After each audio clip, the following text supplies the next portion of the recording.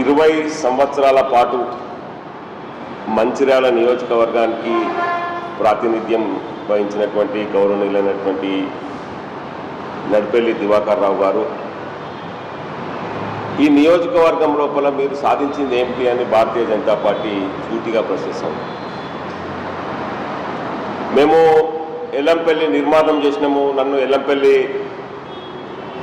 దివాకర్ రావు అని పిలుస్తారు అని చెప్పి ఇవాళ వాళ్ళు గొప్పగా ప్రచారం చేసుకుంటూ ఉన్నారు. వాస్తవానికి ఎల్లంపల్లి కోసం మీరు చేసినటువంటి పోరాటం ఏమన్నా ఉన్నదా అని చెప్పి నేను దివాకర్ రావు గారిని సూటిగా నేను ప్రశ్నిస్తూ ఉన్నా. ఎల్లంపల్లి ప్రాజెక్టు కట్టాలని చెప్పి ఎక్కడన్నా మీరు నిరాహార దీక్ష చేసిండ్రా? ఎన్నన్నా మీరు పాదయాత్ర చేసిండ్రా? ఎన్నడన్నా కొట్లాడినరా? తెలుగుదేశం ప్రభుత్వం ఉండగా, చంద్రబాబు నాయుడు గారు ముఖ్యమంత్రి ఉండగా, మీరు శాసనసభ్యులుగా ఉన్నారు కదా, ఆ 5 సంవత్సరాల పాటు మీరు ఎన్నడన్నా ఎల్లంపల్లి ప్రాజెక్టు నిర్మాణం చేయాలని చెప్పి మీరు పోరాటం చేసిండ్రా అని నేను ప్రశ్నిస్తా ఉన్నా.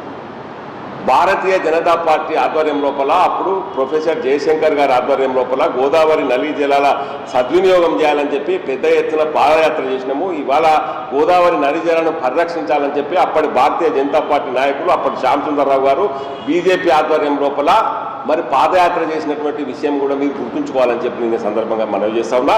మీరు ఒక్క రోజు కూడా ఎల్లంపల్లి గురించి మాట్లాడలేదు, ఎల్లంపల్లి గురించి పోరాటం చేయలేదు. ఎల్లంపల్లి మీ ఎజెండాలో లేదు. యాదృచ్ఛికంగా వచ్చినటువంటి ఎల్లంపల్లి ప్రాజెక్టును ఉపయోగించుకొని ఎల్లంపల్లి దివాకర్ రావుగా పేరు సంపాదించుకున్నారు. దీనికి ఎల్లంపల్లి దివాకర్ రావు అని పేరెందుకు వచ్చిందా అంటే, ఎల్లంపల్లి లోపల జరిగినటువంటి ప్రతి అవినీతి కార్యకలాపాల లోపల మీకు పార్ట్నర్షిప్ కమిషన్ ఉన్నది కాబట్టి ఈ మంచిర్యాల నియోజకవర్గం, మంచిర్యాల జిల్లా ప్రజలందరూ మిమ్మల్ని ఎల్లంపల్లి దివాకర్ రావు అంటారు తప్ప, మీరు ఎల్లంపల్లి నిర్మించినందుకు, ఎల్లంపల్లి ప్రాజెక్టు కష్టపడి మన వైఎస్ రాజశేఖర రెడ్డి గారిని ఒప్పించి మెప్పించి తెచ్చి ఈ ప్రాంత రైతులకు ఇచ్చినందుకు మిమ్మల్ని ఎల్లంపల్లి దివాకర్ రావు అంటలేరని చెప్పి నేను సందర్భంగా నేను మీకు విజ్ఞప్తి చేస్తాను. మరి ఎల్లంపల్లి లోపల మీరు ఇవాళ ఎల్లంపల్లి నిర్మాణం అయ్యి 15 సంవత్సరాలు మీరు నిర్మాణం మొదలుపెట్టిన తర్వాత 15 సంవత్సరాల పాటు మీరు శాసనసభ్యులుగా ఉన్నారు కదా. 18 సంవత్సరాలు నిండినటువంటి అమ్మాయిలందరికీ, ఆడవాళ్ళందరికీ 2 లక్షల రూపాయలు ఇస్తామని చెప్పింది కదా. ఎందుకు ఇవ్వలే? ఇప్పటి వరకు మీరు ఏం చేసేది పోరాటం? మీ పైసలు ఎందుకు రాలేదు ఎల్లంపల్లి దివాకర్ రావు గారు? దీంట్లో మీకు కమిషన్ రాదని ఇవ్వలేదా? ఇందిరమ్మ ఇళ్ల పేరిట మీద 70,000 రూపాయలు ఇస్తామన్నారు కదా. ఇప్పటికి ఎంతమందికి ఇచ్చింది? గోదావరి అవతలొట్టోళ్ళకి ఏం పైసలు వస్తాయి? గోదావరి యువతలొట్టులో మీరు శాసనసభ్యులుగా ఉన్నటువంటి ప్రాంతం లోపల మాత్రం డబ్బులు రావు. టోటల్ ప్యాకేజీ కింద 3,70,000 రూపాయలు ఇస్తా అన్నారు కదా. ఇల్లు రానోళ్లకు, భూములు రానోళ్లకు ఇప్పటికీ రానటువంటి వాళ్ళు చాలామంది ఉన్నారు. దివాకర్ రావు గారు, మీరు దాని మీద ఎందుకు ఇప్పియలేదని చెప్పి భారతీయ జనతా పార్టీ మిమ్మల్ని సూటిగా ప్రశ్నిస్తుందని చెప్పి నేను ఈ సందర్భంగా మనం చేస్తాం. రైతుల కోసము రఘునాథరావు గారు పాదయాత్ర చేస్తుంది, ఏంటి ధర్నా ఎందుకు చేస్తారు, ప్రెస్ మీట్లు ఎందుకు పెడతారని మీరు బాధపడతా ఉన్నారు. ఇవాళ రఘునాథరావు గారు రైతుల కోసం ఇవాళ చేయలే. ఆయన ఎన్నడో మీ యొక్క కమిషన్ల మీద రైతులను కాపాడాలని చెప్పి భారతీయ జనతా పార్టీ ఆధ్వర్యం లోపల రఘునాథరావు గారు దండపల్లి నుంచి కలెక్టరేట్ వరకు పాదయాత్ర ఎందుకు చేసినారా అంటే, కష్టపడి ఆరుగాలం కష్టపడినటువంటి రైతుల యొక్క శ్రమను, వాళ్ళు పండించినటువంటి పంటను మరి బస్తాకు 4 కిలోల చొప్పున, 5 కిలోల చొప్పున మీరు కాంట్రాక్టర్లతోటి కుమ్మక్కై, రైస్ మిల్లర్లతోటి కుమ్మక్కై రైతులను దోసుకుంటా ఉంటే ఆ దోపిడీ ఆపాలని చెప్పి మరి రఘునాథరావు గారు పాదయాత్ర చేసిండ్రు.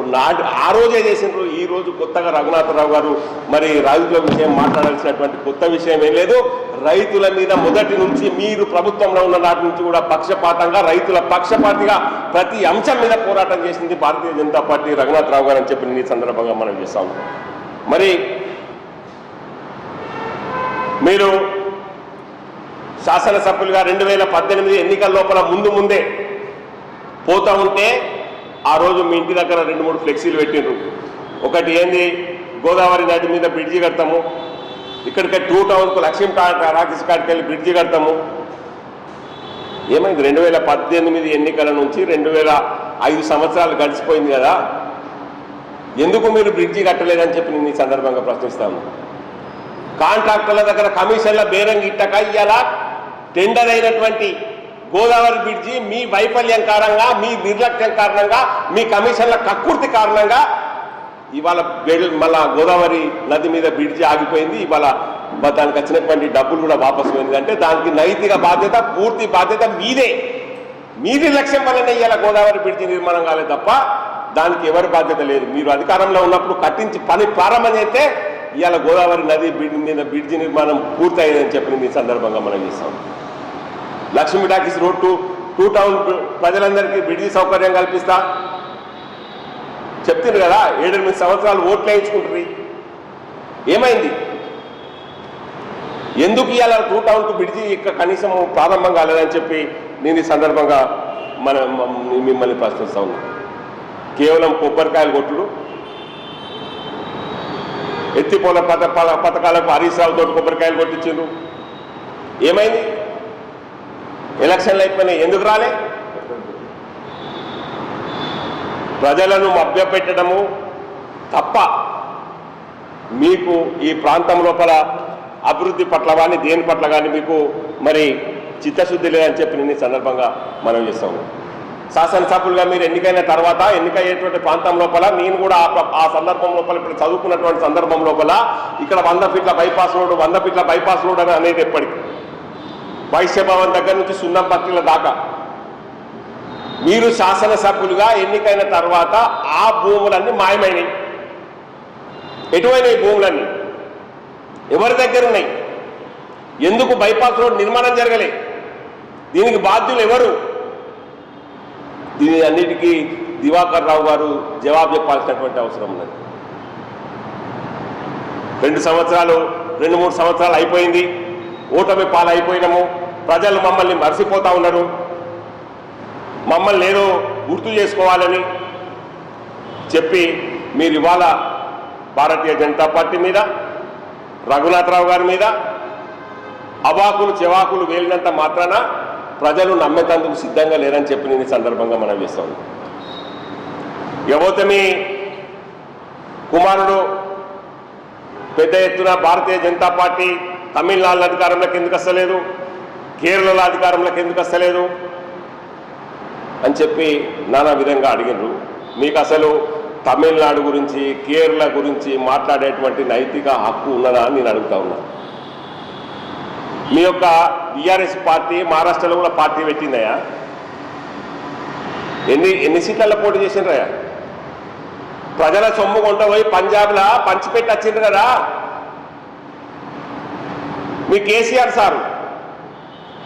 సారు ప్రజల తెలంగాణ ప్రజల కష్టపడ్డ సొమ్ము పంజాబ్లో పోయి పంచిపెట్టి వచ్చింది కదా.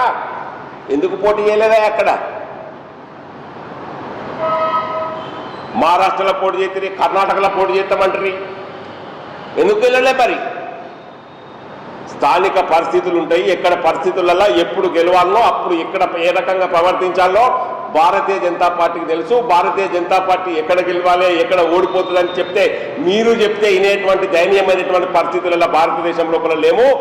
ఈ భారతదేశాన్ని 15 సంవత్సరాల పాటు కాంగ్రెస్ ఏతర ప్రధానమంత్రిగా ఏలినటువంటి చరిత్ర ఇవాళ నరేంద్ర మోడీ గారికి ఉన్నది తప్ప మీ కేసీఆర్ ఏదో 10 ఏళ్ళు కాగానే అడ్రస్ లేకుండా పోయిండు కదా, అట్లాంటిది ఏం లేదు భారతీయ జనతా పార్టీ దగ్గర. తప్పకుండా అన్ని రాష్ట్రాలలో కూడా మా బలం ఉన్నది. ఎప్పుడు ఎక్కడ ఏ రకంగా ఉపయోగించాలో మా మోడీ గారికి, అమిత్ షా గారికి, మా నడ్డా గారికి అందరికీ తెలుసు.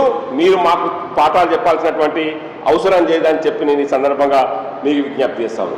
భారతీయ జనతా పార్టీ నిధుల గురించి ఎలక్షన్ నిధుల గురించి మాట్లాడుతున్నారు. ఎలక్షన్ నిధుల గురించి రఘునాథరావు గారు మంచిర్యాల కార్పొరేషన్ల పరిధిలో కానీ, మంచిర్యాల అసెంబ్లీ పరిధిలో కానీ నిలబడ్డ అభ్యర్థులకు ఏం చేసిండ్రు, పార్టీ ఏమిచ్చింది, ఆయన ఏమిచ్చిండు అనేది ప్రజలకు అందరికీ తెలుసు. మీరు చెప్పాల్సినటువంటి అవసరం లేదు. మీరు చెప్తే నమ్మేటువంటి పరిస్థితి లోపల కూడా పార్టీ కార్యకర్తలు ఎవరు లేరు. దానికి మాకు తెలుసు. మీకు పిల్లికి బిచ్చమైన వాళ్ళు మీరు, ఎవరికి చాలా అనిపోయిన వాళ్ళు, కార్యకర్తకు ఆకలి అవుతుందని అడగనోళ్ళు మీరు కూడా భారతీయ జనతా పార్టీ నిధుల గురించి మాట్లాడుతానంటే ఈ యొక్క సభ్య సమాజము తలవించుకునేటటువంటి విధంగా మాట్లాడుతున్నారు తప్ప దాంట్లో ప్రతి ఒక్కరు నవ్వుతారు. కార్యకర్తల నిధుల గురించి కార్యకర్తల కష్టం గురించి మాట్లాడతారు మీరంటే. మీ ముందర మీ నాయన ముందర మడిపల్లి శ్రీనివాస్ అనే ఎక్స్ ఎంపీపీని మందపల్లి వెంకట శ్రీనివాస్ అనే ఎక్స్ ఎంపీపీ గారిని లేవట్టుకొని గొర్ర గుంజుకపోతా అంటే ఇట్లా నోరెళ్ళ పెట్టి చూసిండు మీ నాయన. ఎడధర్నా చేసిండు ఆయన. ఎందుకు ఆపలేదా ఆ రోజు? భారతీయ జనతా పార్టీ కార్యకర్తల మీద చీమ ఆలినా ఈగ ఆలినా భారతీయ జనతా పార్టీ తీవ్రంగా ప్రతిస్పందించిందని చెప్పి నేను ఈ సందర్భంగా మనం చేస్తా ఉన్నా. రైతుల కోసం ధర్నా చేస్తే రఘునాథ్ గారి మీద 2 కేసులైనా ఇప్పటికి కూడా నడుస్తా ఉన్నది. మీ నాన్న అయ్యాము లోపల ఏం పోరాటం చేసిండ్రు రైతుల గురించి అని కూడా మీరు అడిగారు. రైతుల గురించి పోరాటం చేస్తే 2 కేసులైనాయి రఘునాథ్ రావు గారి మీద. మీ నాయన ఆయామ లోపల భారతీయ జనతా పార్టీ కార్యకర్తలను కూడా మీరు వేధించే సంగతి మర్చిపోయిందని చెప్పి నేను ఈ సందర్భంగా మనం చేస్తా ఉన్నా. మీ హయాము లోపల ఈ యొక్క మంచిర్యాల పట్టణం లోపల ఈ యొక్క గాంజా బ్యాచ్ యొక్క కల్చర్ ప్రారంభించిందే మీరు. దాడులు ప్రారంభించిందే మీరు. భూ కబ్జాలు ప్రారంభించింది మీరు. ఇవాళ రఘునాథరావు గారి మీద ఇతరుల మీద మీరు కుమ్మక్కైనమని మాట్లాడుతూ ఉన్నారు కదా. మరి నేను ఒక ప్రశ్న అడుగుతా ఉన్నా. సాక్షి పేపర్ లోపల ఒక ఎమ్మెల్యే 400 కోట్ల కుంభకోణం చేసిందని వచ్చింది. ఇవాళ నేను నిన్న ప్రెస్ మీట్ పెడితే మేమే సాక్ష్యాధారాలతో నిరూపించినామని మీరు చెప్తా ఉన్నారు కదా. మరి సాక్షి పేపర్లో మీ పేరు ప్రేమ్ సాగర్ రావు గారి పేరు ఎందుకు రాలేదు? ఆ రోజు ఎందుకు పేరు పెట్టలేదు? మీరు నిన్న మీ ఇంట్లో ప్రెస్ మీట్ పెట్టింది కదా బీజేపీ నాయకులను తిట్టేందుకు. మీరిద్దరు ఒకటి కాకపోతే పేపర్లో రాకముందు ఇదే ప్రెస్ మీట్ మీరెందుకు పెట్టలేదు? ప్రెస్ మీట్ పెట్టి ఎందుకు అడగలేదు? ప్రెస్ మీట్ మీరు బాగా ఆ వివరాలను ఎందుకు వెల్లడించలేదు? మీరు రఘునాథ పేపర్ వచ్చిన తర్వాత దమ్ము ధైర్యంతో భారతీయ జనతా పార్టీ స్టేట్ ఆఫీస్లో కూర్చొని పేరు వ్యక్తి మరి ఇది ఎవరో కాదు ఫలానా వ్యక్తి అని చెప్పి ప్రేమ్ సాగర్ రావు అనేటువంటి వ్యక్తి ఈ యొక్క వచ్చినటువంటి వార్త అని ధైర్యంగా ఈడీ ఎంక్వైరీ చేపిస్తామని ప్రకటించినటువంటి నాయకుడు మా యొక్క భారతీయ జనతా పార్టీ రాష్ట్ర ఉపాధ్యక్షుడు రఘునాథ్ వీరపల్లి గారు తప్ప దొంగదారిన దొడ్డిదారిన పేపర్లు వచ్చిన వార్తలన్నింటినీ మేమే రాయించడము నా కష్టం మీ కష్టాన్ని నిరూపించుకోగా మేము అర్థన్నామా అని చెప్పి ఈ సందర్భంగా ప్రశ్నిస్తా ఉన్నా. భారతీయ జనతా పార్టీ కార్యకర్తలను ఎట్లా కాపాడుకోవాలో మాకు తెలుసు. మీరు చెప్పినంత మాత్రాన మీరు మీ యొక్క మడిపల్లి శ్రీనివాసును పట్టుకపోతే కనీసం జైలుకు పోయి పరామర్శించలే. మా జయరామ్ రామరావు గారి విషయము, చక్రి గారి విషయము, మా మాజీ ప్రధాన కార్యదర్శి విషయము మాట్లాడుతూ ఉన్నారు కదా. ఇలా సగం మంది మీద కేసులు మీ హయాంలో పెట్టినాయి కదా. మేమేం చేసినాము, పార్టీ ఏం చేస్తా ఉన్నది అనేది మాకు తెలుసు. మీ సర్టిఫికెట్ మాకు అవసరం లేదని చెప్పి ఈ సందర్భంగా మనం చేస్తా ఉన్నా. అదేవిధంగా